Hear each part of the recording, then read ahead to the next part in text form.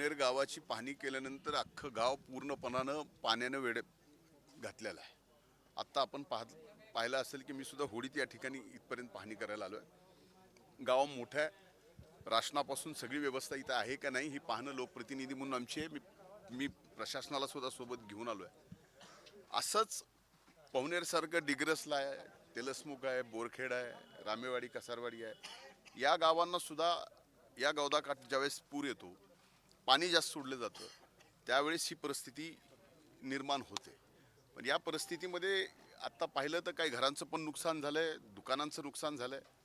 घरांचं दुकानाचं जे नुकसान झालेलं आहे त्याच्यात तात्काळ मदत करण्याच्या बाबतीत मी प्रशासनाला सांगितलं आहे.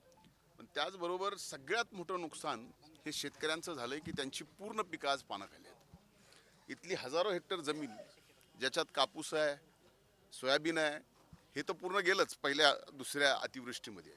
याच्यात अतिवृष्टी होती आणि पाणीही सोडलं होतं, गोदावरीला पूरही आला होता.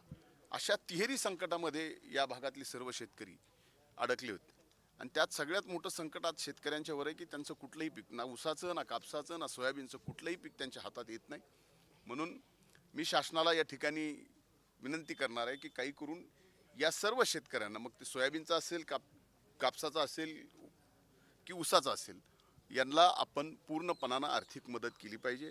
आणि मला खात्री आहे की अशा परिस्थितीत संकटाच्या काळात नैसर्गिक आपत्ती शेतकऱ्याला वर आल्यावर हे महायुतीचं सरकारसुद्धा खंबीरपणानं शेतकऱ्याच्या पाठीमागे उभं राहील. भाऊ, एकंदरीत 15 तारखेला या ठिकाणी शेतकरी जे होते बँकेच्या दारात बसले होते, त्यांचे खाते गोठवले गेले.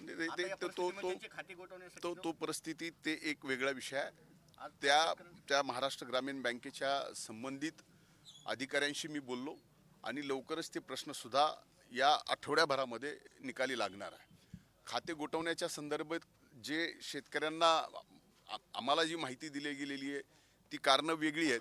पण या ठिकाणी आता कुठलंही कारण करून बँकेत जमणार नाही. तर ही गोठवलेली खातीसुद्धा तात्काळ उठवली गेली पाहिजेत आणि मी आठवड्याभरात ती उठवणार आहे.